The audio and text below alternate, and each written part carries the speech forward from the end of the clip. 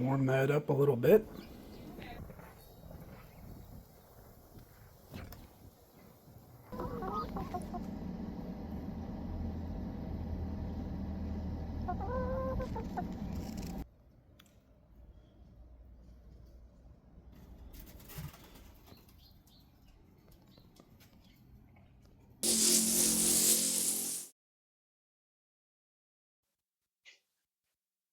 Well, good morning. It's a good cup of joe. We've made a complete and utter mess out here in the garage, but we've been busy.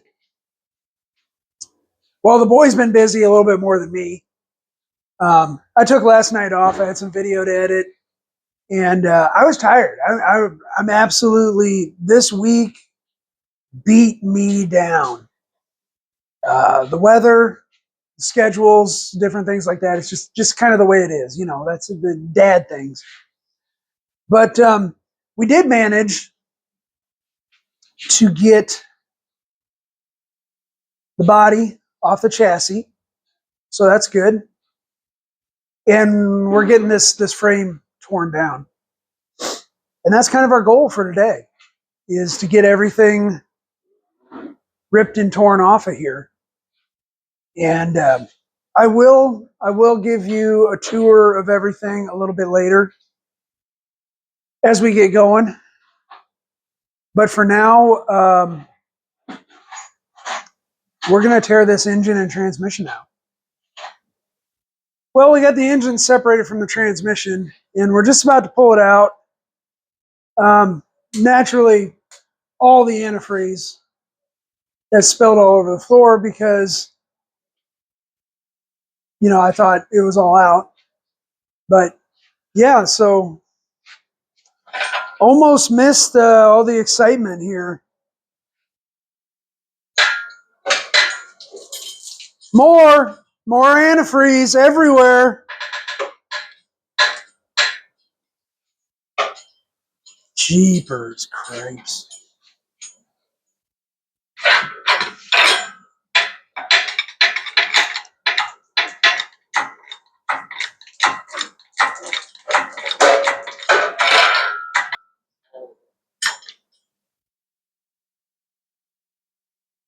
Let's do this. Maybe this will help a little bit. Keep it in the motor.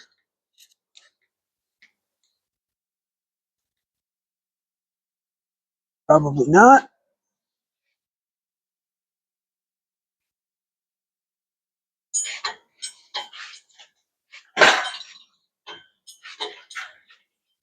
Pull it that way. Pull the engine that way.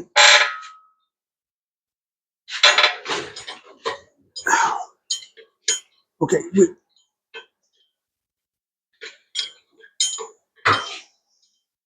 So we need to get it to a place where we can get the engine stand on it. He's getting that engine stand out. Look at, I think this transmission mount's completely gone. I mean, that's not me putting hardly any pressure on it. And we have not removed the nuts off of the bottom of that transmission mount. So that might have been part of the vibration issue we were having. The good news is I'm pretty sure I've got a brand new transmission mount that I bought for Big Blue that I never put in because its transmission mount was good. So let me get you moved here. All right, we got the transmission rigged up now, and we're gonna lift it out of the chassis.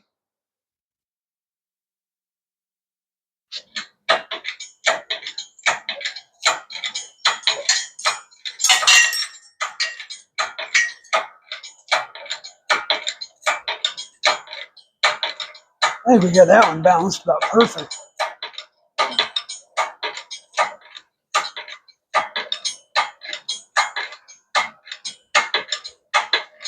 And that'll clear it, won't it? No.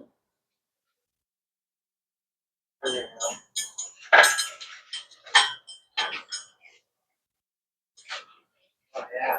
Ooh-wee.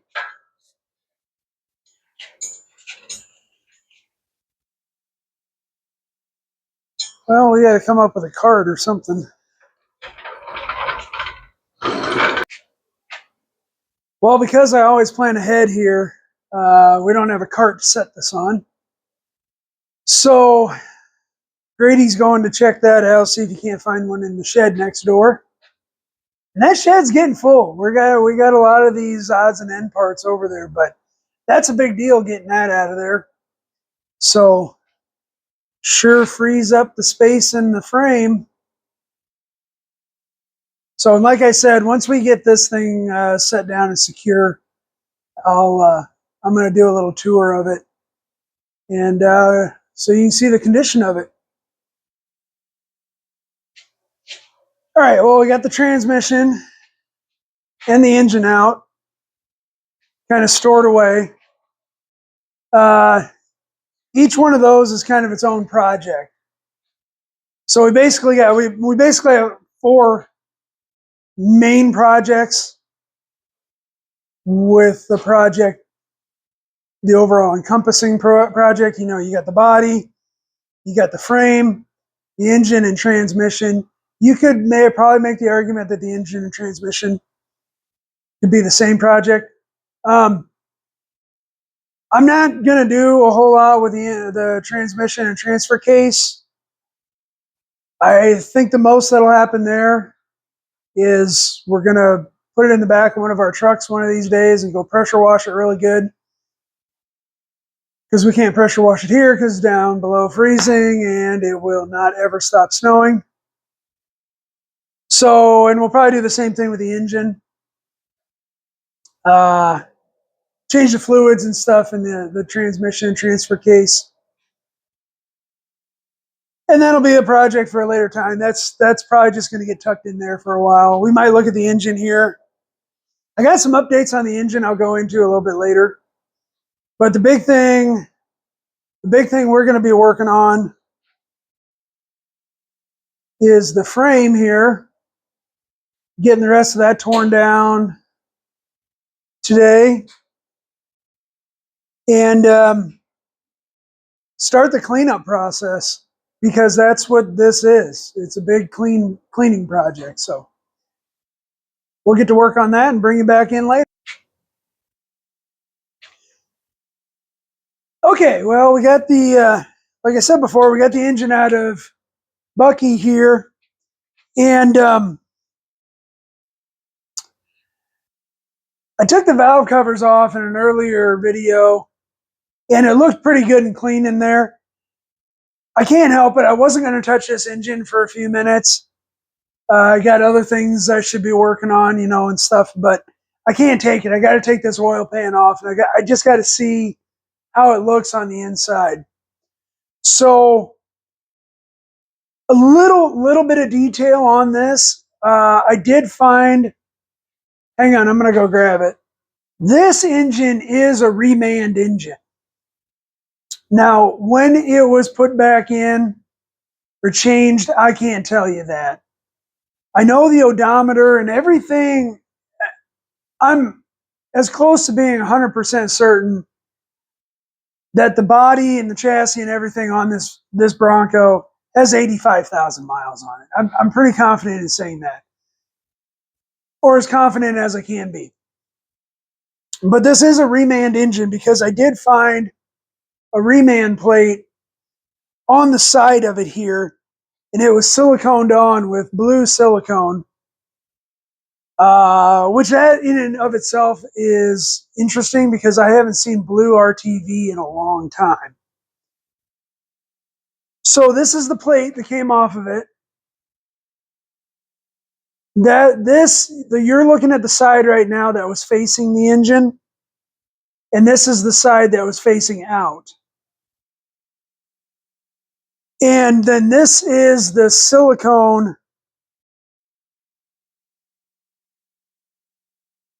It was on something kind of like that, stuck onto the engine block.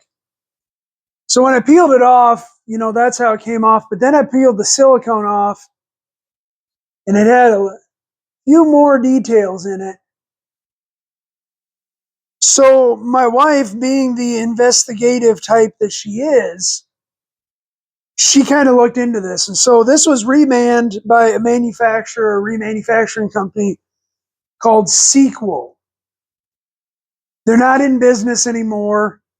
Another company bought them out. They're still remanning engines, but um, they're not. They apparently got bought out. I think she said what she found was in 2007. So, and it does, if you really look on here, it says remanufactured down here, made in the USA, and then it's got a serial number, a spot for a serial number, and then probably, I don't know, I can make it MOT or MO. That might be a D. So we were thinking it might say, the serial number and then the model number, and then on the back side here you can see there's an engraved number, which is probably the serial number from the factory, which I might do a little bit more research, see if I can find out um, when it was remanufactured. And this was painted red, so this was solid covered with that same ugly red paint that's on the engine. Um, so I know this was obviously on there since it was at least painted, and it was out of the vehicle when it was painted. You can see that, there's things like that, the transmission would be here, and this is obviously the bottom, but back up in behind it and here and everything, it's all been painted. So it was out of the truck when it like I said, when it was painted. So I'm guessing, I don't know, and this is all speculation. I'm guessing for one reason or another, the original engine that was in there failed. I have no clue as to why. And they went out and they bought another one of these. Back in the day, you could pick these up at Western Auto or Napa or whatever, or take it to a mechanic. Um, it's not a Ford remanufactured engine, so I don't think the dealer did it. I know the gentleman that we purchased it from. He told us he purchased the Bronco in 2010, and I cannot remember or if I even asked him how many miles it had on it when he bought it. But let's just assume that when he bought it, maybe it had 40, 50, 60,000 miles on it. So, and then he owned it from 2010 until we purchased it in 2025 here. So I don't think it's too big of a stretch to think that he could have put 50 to 60,000 miles on this engine, and the vehicle has 80,000 miles on it, 85,000. So that's leading me to guess that this engine probably has around that 50,000 miles on it, which is good. Maybe it's got 60, maybe it's got 40. I have no way of knowing without doing some more research. And maybe we can research that serial number. But yeah, so I'm kind of dying to see what the internals on the bottom end of this look like. I'm not doing a full teardown on this. Okay. I'm just, I don't want to go down the rabbit hole, the engine rabbit hole, but this does need a new pan gasket. It does need a new rear main seal. It needs a new front cover gasket, all those things. So I am going to go through here and I'm going to re-gasket this.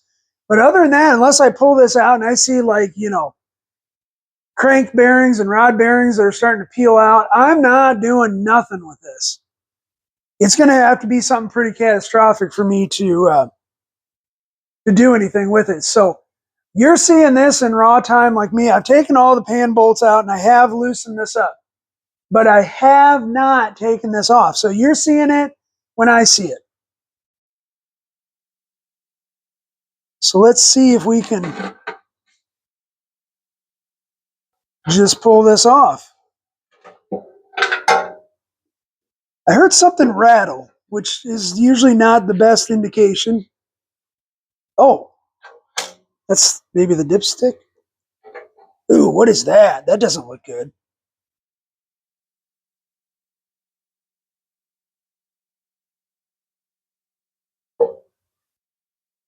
Oh, maybe I should have put that. Maybe I should just put that right back on there. And let me set this down. I'll show you what I see. Let me grab a rag. I don't know. I don't know what that is in there. There is a great big chunk of metal.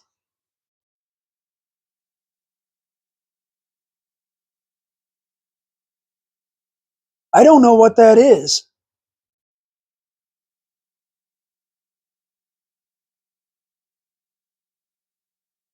I'm not touching anything. I'm gonna let everybody else look in here too. Okay, I'm not touching anything. So,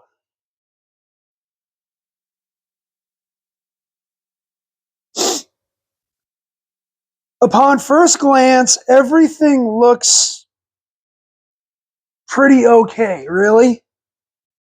But if you can see here, there are some little chunks of metal, and right there is a very, very large piece of metal that I have. So right there, I'm a little nervous about that. And then there's these three little chunks of metal right there that we are going to have to identify where those came from. But look at that, it's got a double roller on it.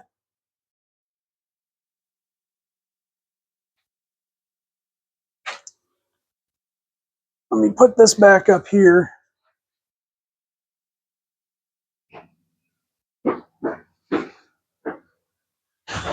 Boy, you're just in time. I don't know. But there's these little chunks of metal, and there's that great big chunk of metal right there. Whoa. Yeah, I have no idea what that even could be from.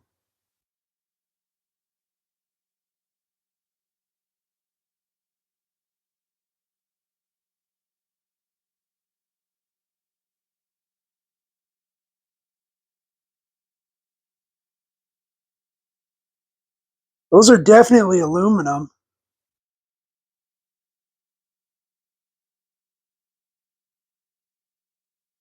Boy, they're thick.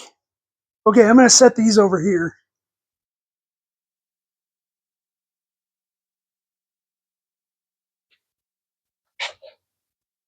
What is that? What the hell is that? Is that part of a piston?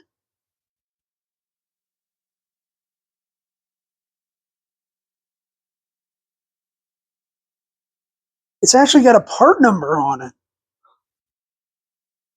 Right. Yeah, weren't they off? No, let's have the whole thing. Something E7TE-605 something something. What on earth is that from?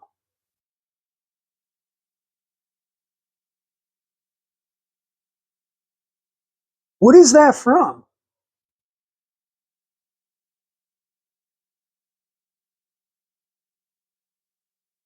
That's got, it's aluminum.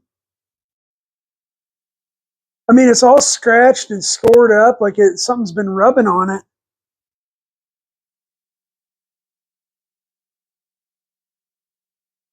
Hope it's not.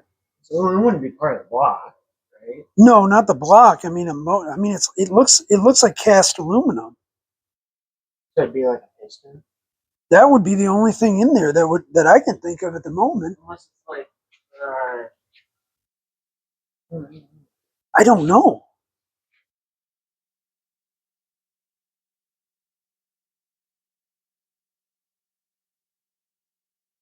I mean, but it ran okay.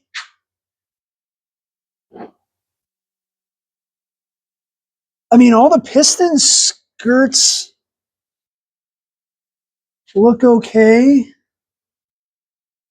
I can't see that one.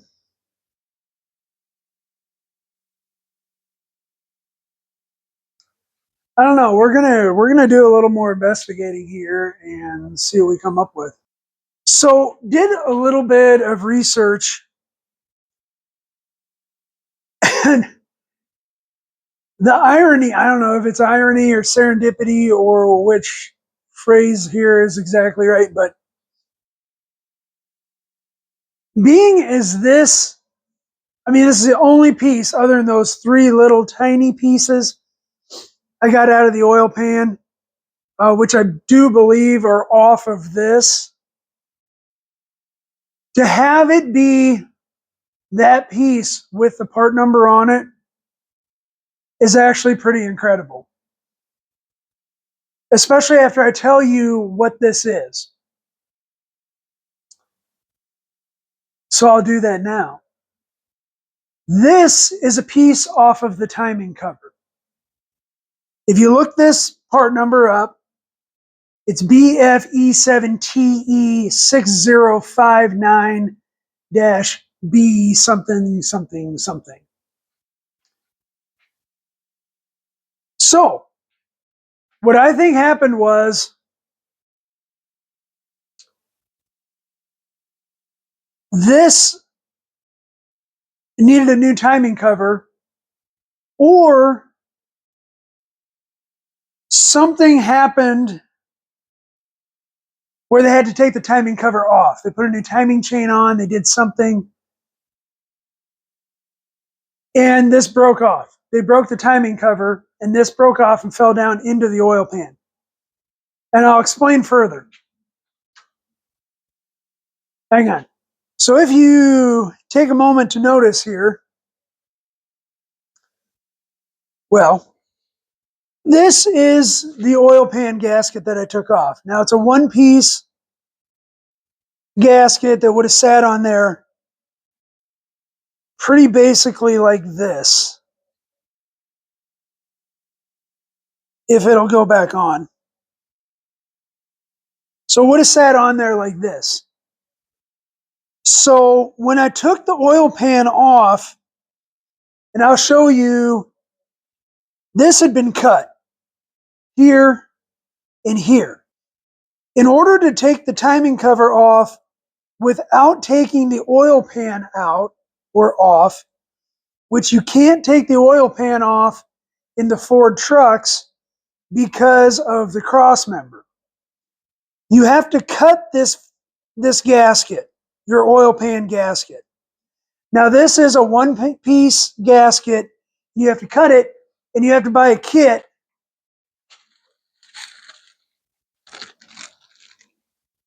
like this. This is a partial one off the 460, but it's essentially the same.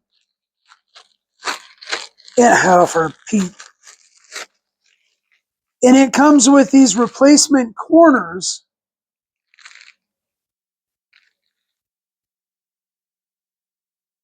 that fit on there just like that to replace your gasket where you take that timing cover off. So, what's the point of all that? Let me put this back so I don't lose it. As you can see here on the oil pan, it has those little pieces of cork gasket.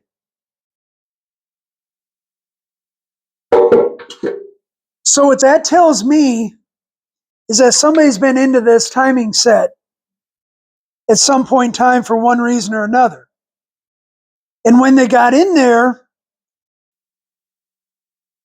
which is relatively common with these small block Fords, because there's so many bolts. So you got bolts on the water pump, and then you got bolts on the timing cover itself, physically holding it to the block. And then you have bolts that are coming up through from the oil pan in here in these two locations. So there's a total of 4 bolts coming up from the oil pan. So most of the time people miss that. They think they can pull that timing cover off without taking those bolts off, and they can't. And what happens is they get a screwdriver in there and they start prying on it, and they bust their timing cover. Ask me how I know. It happens. Okay. So what I'm piecing together here with this with this engine. Why did I say movie? With this engine is that at some point in time, maybe this needed a new timing set. Maybe somebody put a cam in it. I don't know. But that timing cover broke, and that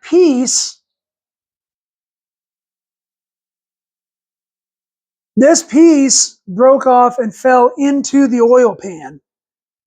And either the people who were working on it, the mechanic or the backyard guy or whoever, didn't realize it, or they couldn't get it back out without completely pulling the engine out.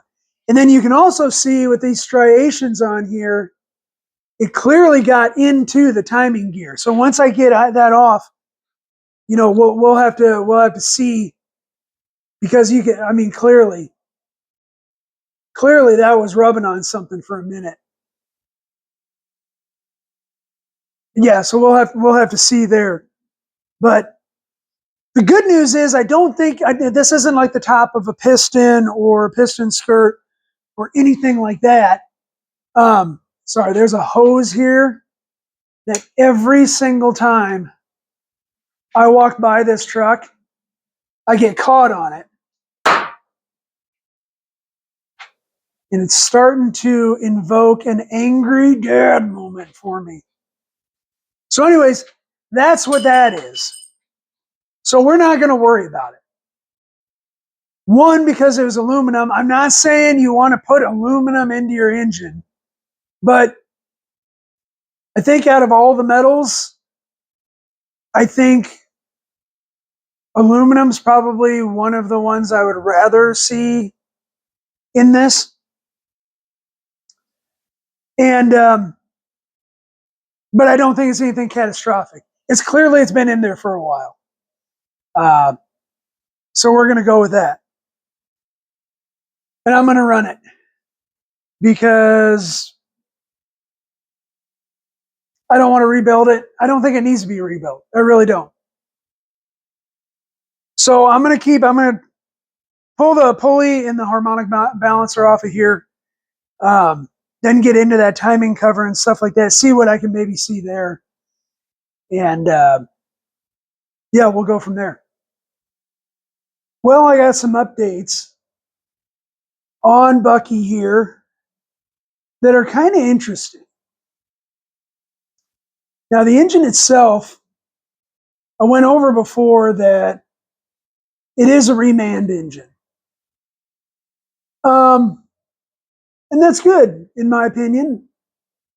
But I was a little bit confused as to why somebody would need to put a remanufactured engine into a vehicle with only 85,000 miles on it. So my wife started looking into it, and she really likes a good mystery, and she really likes getting all CSI and working and researching stuff. She's the one that tracked down the engine remanufacturer, which the Bronco itself has been rolled over at least once. Now, and what I mean by that, the odometer has. So up until I think it was 91 or 92, Ford was using the old school gear-driven odometers, and it only went out to 99,999 and 9/10 miles. Then after that, they went to a digital one that went over 100,000 miles. Now, the reason for that is that so back, I'm going to say back in the day, 100,000 miles on a vehicle was detrimental. that was a death sentence for a vehicle. People just didn't keep them around. I mean, it was considered to be worn out. So, and I'm not saying that applies for every single vehicle. I mean, I know we had vehicles in our family growing up that had well over. I think we had I think that was a 1980 E150 with that old 300 straight six in it. I think it had like 220 some odd thousand miles. You know, a quarter of a million miles on it, maybe. And so yeah, they were capable, but people just didn't keep them that long. They're considered unreliable. It was, you know, you consider the amount of money it cost to buy a new vehicle versus what it would cost to continue to operate the one you had with making the repairs and stuff. It just wasn't viable anymore. So people just usually went out and bought a new vehicle. She also found out the history of the vehicle. So this 1990 Bronco was originally sold, and for I think at least the first 10 years, or I'm sorry, for the first 20 years of its life, it spent its life in Washington State, um, where it changed hands a few times. And that's where we were able to find out kind of the mileage on it. And that's where it also gets there's a little bit of ambiguity there because of the mechanical odometer in there. It doesn't keep a record past basically 100,000 miles. And I think it was in 1999, it was registered for, I think, the third time in its life. And at that point in time, that title transfer recorded the mileage at 999,000 miles. 990, or I'm sorry, 99,000 miles. And then it was registered again in the early 2000s, and it says it was, you know, beyond the mechanical limit of the odometer. Um, then in, I think it said 2009 is where it showed up here in Iowa. And I believe that's when the gentleman we purchased it from probably purchased it. And no mileage and stuff like that, because most states don't require mileage after a certain period of time on the registration, or I'm sorry, the title, especially on vehicles that are old like this, that there's no mechanical way of keeping track of it. But keep in mind, and you can go back and please watch the first video I did on this.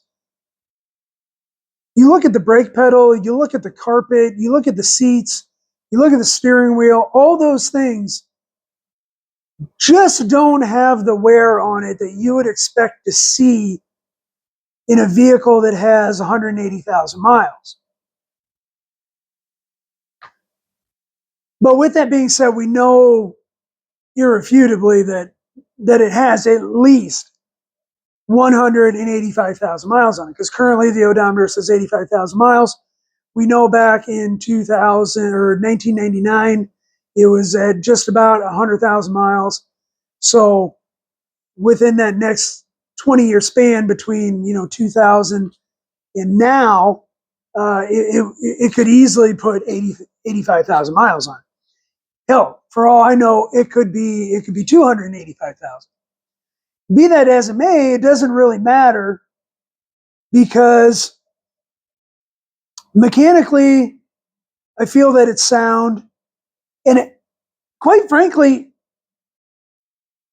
I think it's in really good shape. I mean, I did Big Blue, which has 143,000 original miles on it, and that same process, strip it down to the frame, rebuild it back up. And it had been rode hard and put up wet, let me tell you. I skinned up more knuckles and busted more bolts and bled more and sweat more and cussed more on that project than I have with just about anything else I've ever tackled in my life. And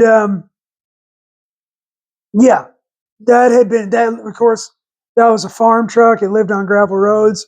And the gravel roads here in Iowa, who do they tear up a vehicle? Now, this Bronco, I can tell you right now, I'm not saying it hasn't ever seen a gravel road, but it hasn't lived its life on it. I'm guessing that this thing has just an enormous amount of highway miles on it. I don't know. It could have been a salesman vehicle. It could have been a commuter vehicle. Maybe it was somebody that was, but I think it's got a lot of just plain old highway miles where people were setting the cruise, sitting in the chair and going. Because if it was like heavy usage miles, which would be, getting in and out, running around, doing things like that, man, that seat would be completely destroyed. The carpet would be completely destroyed. Even the even the steering wheel where you hang onto it and stuff like that. I've got a work truck out there that has 140,000 miles on it, and the seat's worn out. The steering wheel, you can see where I hang on to the steering wheel. It's got my pattern in there and stuff like that. Everything's just worn out, but I'm in and out of that vehicle 50 times a day because I do a lot of service work. So that's the theory, and that's kind of the update on what we have found out mechanically with this truck or Bronco. Needless to say, I'm continuing to move forward on it because, irregardless, it was very well taken care of. Somebody, the owners of this vehicle over the years took very, very good care of it. Because for a vehicle that at least I know for a fact has spent the last 15 years in Iowa, it's in really relatively good shape. We're not busting a whole bunch of bolts, getting stuff taken apart. We're not finding and running into things that are just completely wore out and stuff like that. But I mean, it kind of is what it is. The spring shackles aren't rusted out, because they're still the factory rivets. The shock tower, not the shock towers, but the shock mounts in the rear. The frame does have rust, surface rust, and pitting, and but it kind of is what it is for a vehicle of that age. You got to keep in mind we're talking about a vehicle that's 35 years old, and that's getting up there for a Midwest vehicle. So yeah, I've got the engine pretty much torn down to a long block at this point. I still got some of the tin on it there, but it's in pretty decent shape. I mean, it's obviously a used motor that has some miles on it. But with that being said, I'm not overly concerned about it. It's pretty clean on the inside. I mean, it doesn't have like if you've ever seen like a real gloppy engine that somebody didn't maintain or, went 50,000 miles between oil changes, they're really, really dirty on the inside. This isn't very dirty on the inside. It's actually, I'm kind of impressed. It's pretty clean. We do have some issues here. So our timing chain, it's not the worst I've ever seen, but if we got it out, we're going to put a new timing chain on it.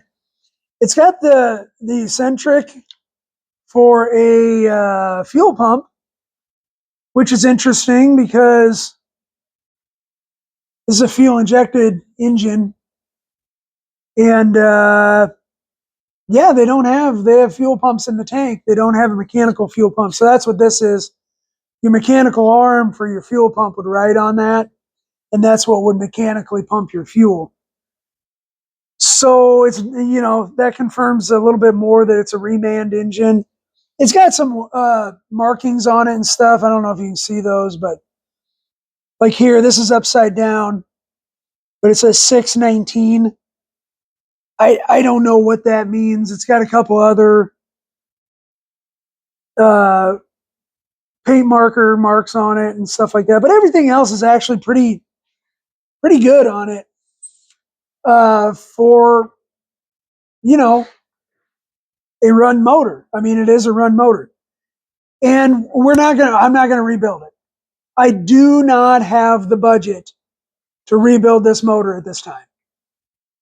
Maybe someday in the future we can do that, but it wasn't burning any oil or anything like that. At one point in time, I thought it had a blown head gasket, but I think through the compression tests and stuff like that, I'm not sure where it was losing the antifreeze. With as wet as this is around here and down in the oil pan and stuff like that, it wouldn't shock me if it actually had a water pump leak or coolant leak somewhere around in here. So these two,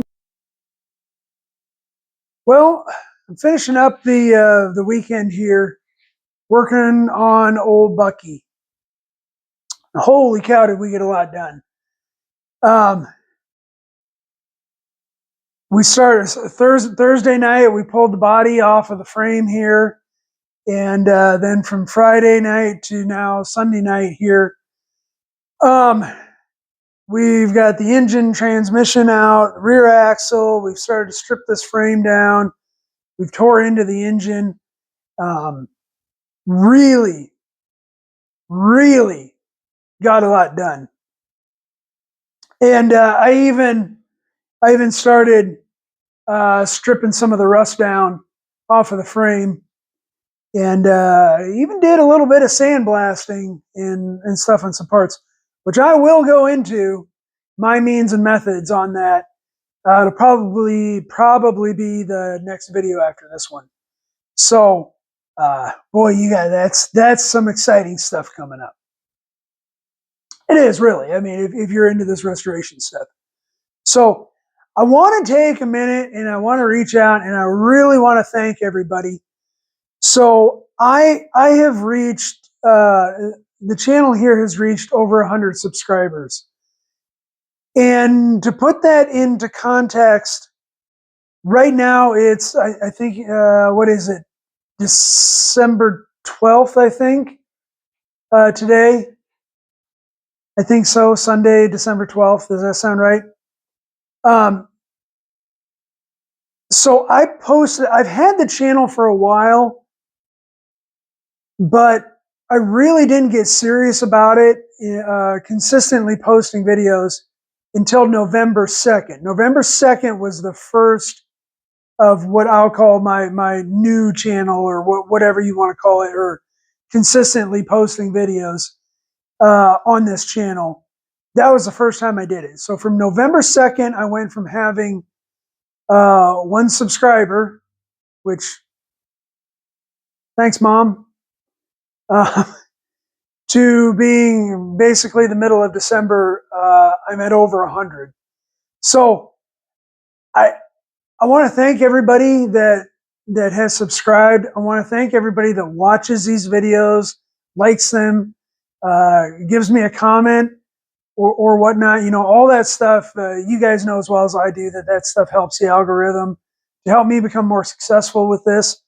I am continually trying to improve my methods and techniques to make better content, to be more dynamic and just better as a content creator in general. And yeah, so I am trying, and I really do appreciate it. I really appreciate all the support I've gotten from everybody.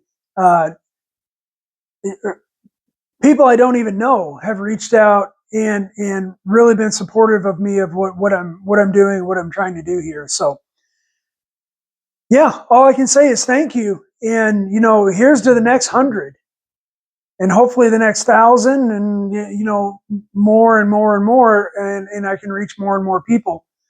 I hope you like what I'm doing. I enjoy it, and I like bringing everybody along with me on these crazy projects and goofy things that I do. So all I can say is thank you. And I mean that genuinely. So I hope everybody had a great weekend. I had a great weekend. I've never had a bad one. So I'll catch you on the next one. Thanks for watching.